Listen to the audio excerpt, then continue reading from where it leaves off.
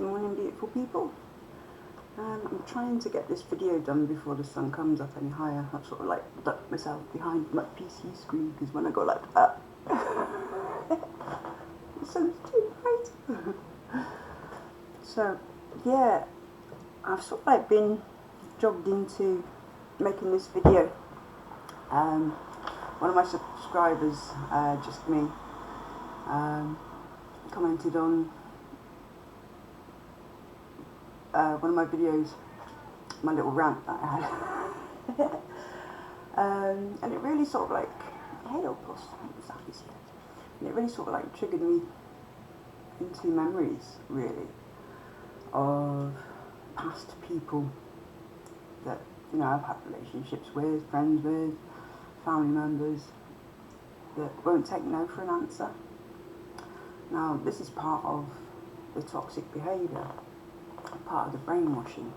You know, I didn't realise this for a long time, and it's just occurred to me again after this incident, that this is what it is. It's certain people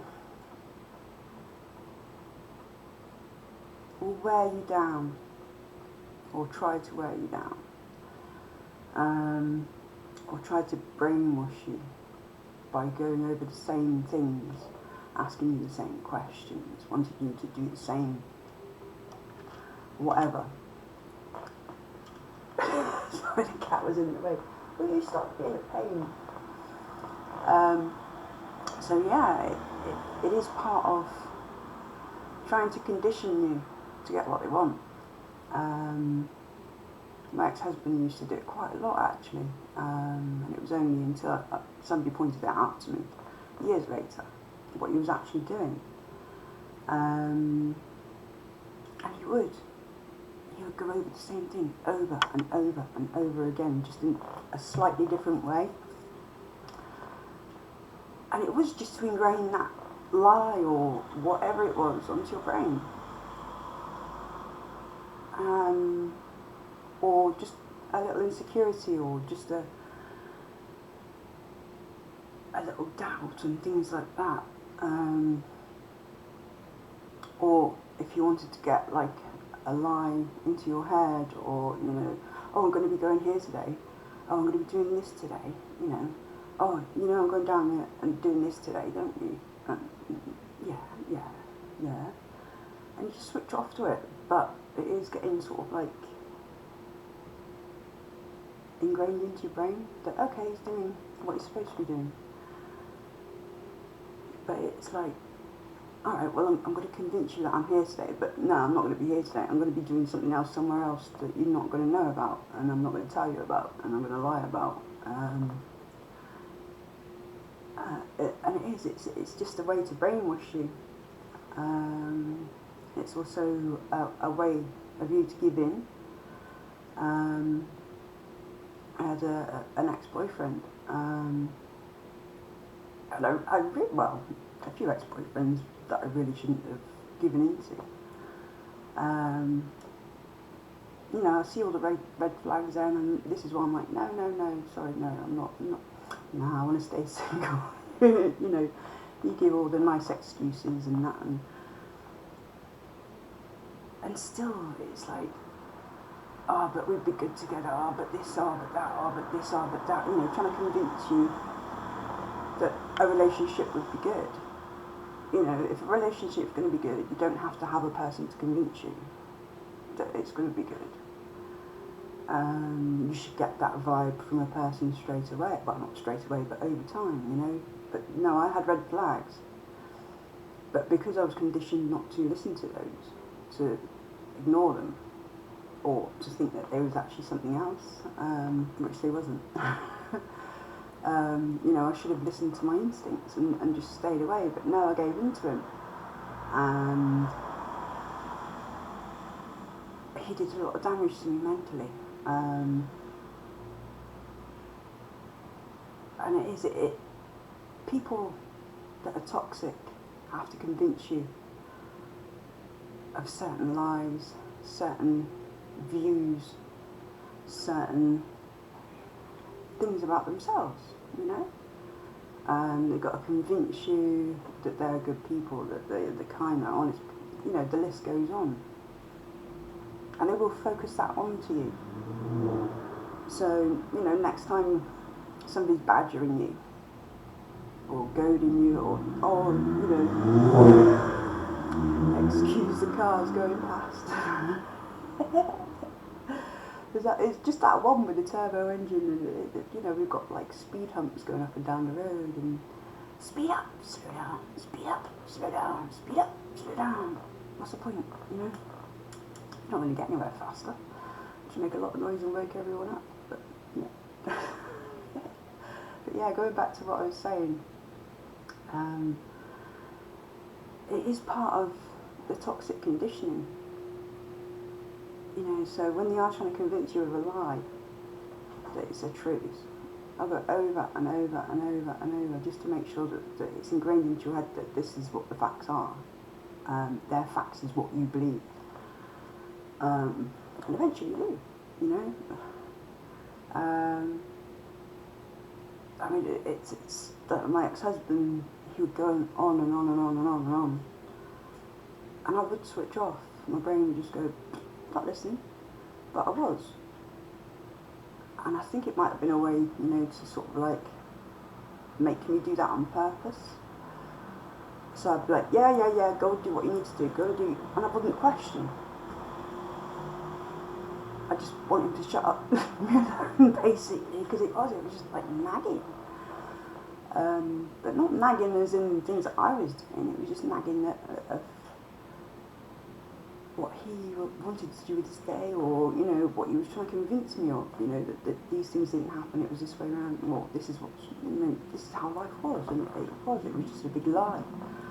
And it's like they're trying to convince themselves of this lie as well, that they tell it so many times over and over again, it becomes truth. So, he was a sort of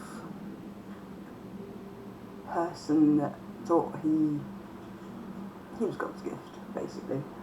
That everybody loved him, and yeah, he was God's gift to women, to men, to everyone, like, you know. But he had to convince people of that. But I don't know if that, well, I do think that was his own sort of like, people get a God complex, don't they, you know, narcissistic behaviour. They think the world revolves around them, same as my mum, same as my gran, same as a lot of toxic people. And they will badger you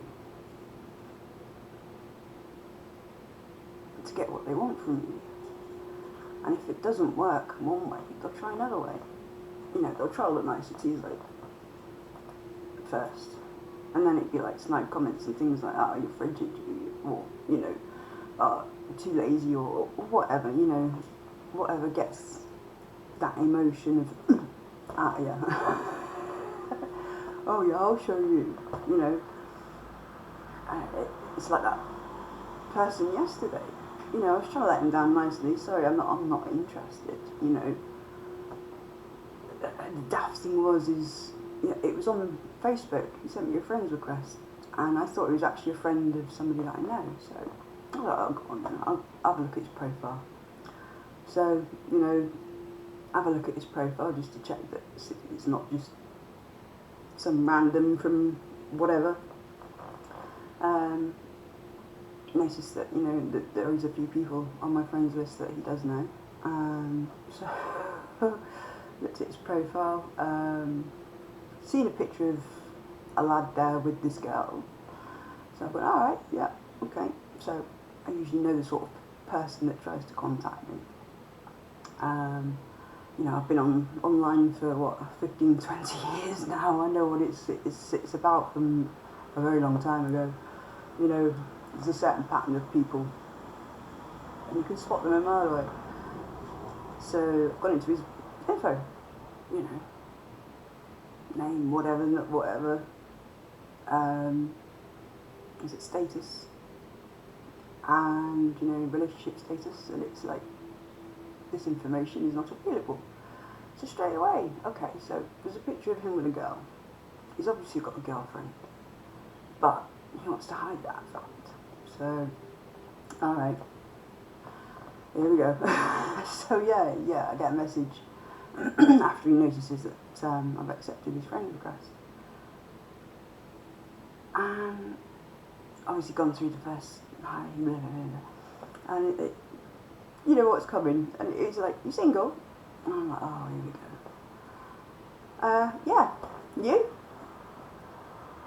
And he completely dodges over my question and goes straight in for, you busy? You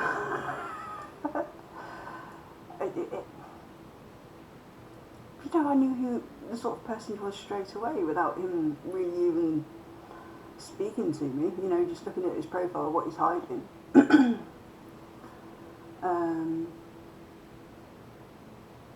Yeah, and it just turns out as I suspected. And it's funny because for many years I knew what I was thinking about someone. I knew how much I didn't trust them, even before I started dating them and things like that, or even sort of like a little bit into the dating, it was like, not for me. But my conditioning, how I grew up, how I was taught to think and behave, how I was taught to respond to other people, it changed what I was supposed to think, you know, and I would let these people in. And it's actually nice for me to be able to not feel terrible for seeing people for who they are and just blocking them away, you know. I used to feel guilty for it, you know. Have that fear that something bad was going to happen because I'm disrespecting somebody else. I'm not doing what I'm told, you know. It stems back to being a child again, you know.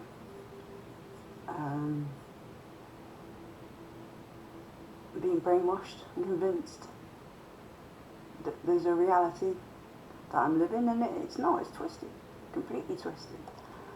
But this is what you've got to do when you see those red flags.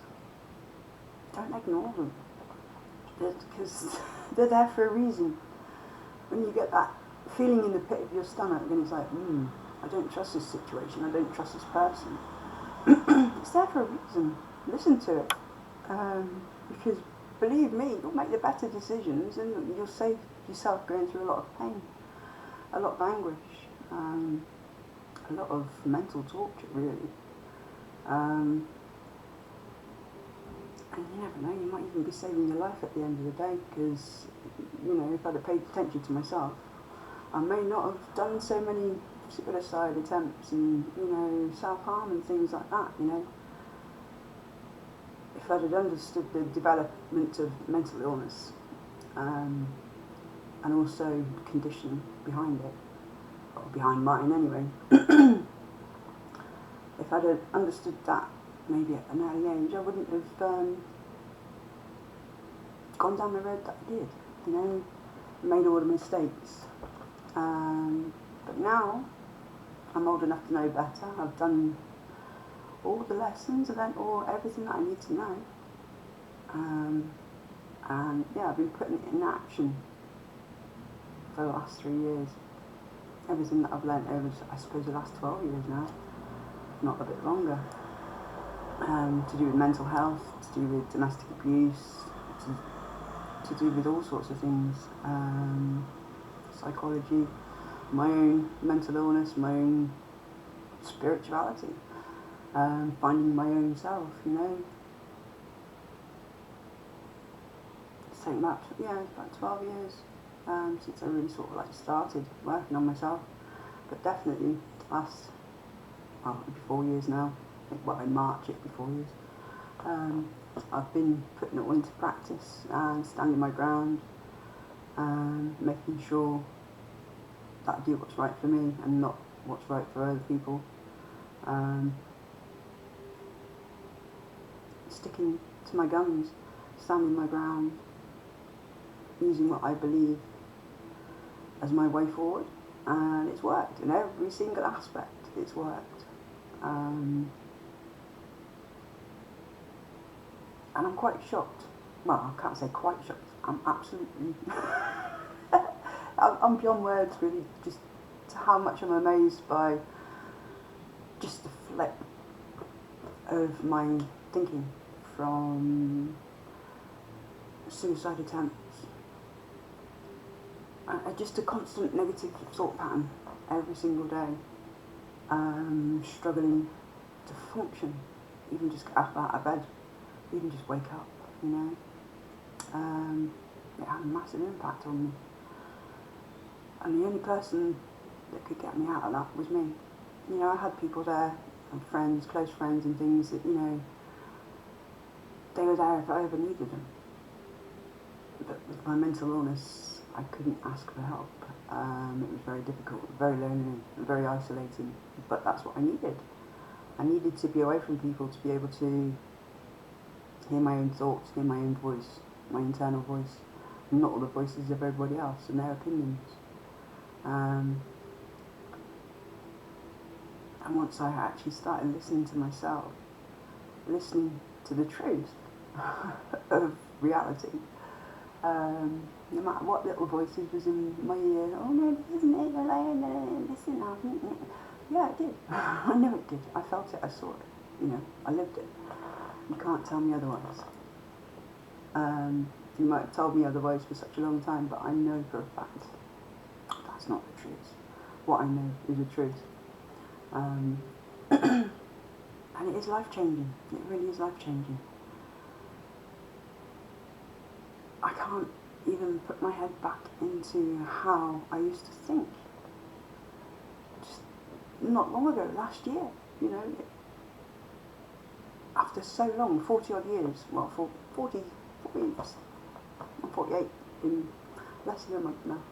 So, yeah, nearly 48 years of being told what to think, being told how to act, being told what I can and can't do. I mean, not always, but, you know, I've had that internal voice telling me, no, you can't do this, you're not allowed to do this, this isn't for you, you're not capable, you're not worthy of this, you know, you're not allowed all this happiness and all this joy and all this abundance and all this money and things like that. You're not allowed all that. No. You're not allowed to have a life. That's what I thought. No, what you should do is you should please everybody else, you know, until they're all happy and they've taken everything from you. So you've got nothing left to give. And then even when you try and get up from that, they'll try and take that away from you. They'll take that last little base of hope away just so they can keep you down. You know, and once you recognise these people from the patterns, from the start, you know, you can avoid them. I mean, I know I've learnt a lot of lessons, but they have been fucking hard lessons, and I won't wish it on anybody. So if I can give that information out before anybody gets into these sorts of situations, because it's a danger to life. And it's how society seems to work, you know. We have people taking advantage of other people for their own gain. We see that through governments, we see that through world leaders, we see that through families, communities, friends, businesses, whatever, you know. We see it through all forms of life. And it's just not right, not right. Something needs to change. And believe me, if I can change what's in there after so long, so can anybody else, you know. Brum, brum, brum, brum, moving forward. So, yeah. Anyway, the sunshine's coming up, and I'm fed up of ducking down, so it's like been 20 minutes now as well, maybe. So I should say goodbye, and have a great day. I hope this video makes some sense to somebody. But yeah, just be careful of people that try and badger you, what they're trying to convince you of. You know, why do they have to go over and over and over and over and over and over and over and over? Take no for an answer, you know. What are they trying to get from Basically, they're just trying to manipulate you to get whatever they can from you, to see how far they can push you to get what they want, see how far they can deceive you, to lie, how much they can lie, how much they can take advantage, take the piss, and see how much you'll take. Nip it in the bud, straight up. Anyway, sending you love and light, everybody. Bye bye.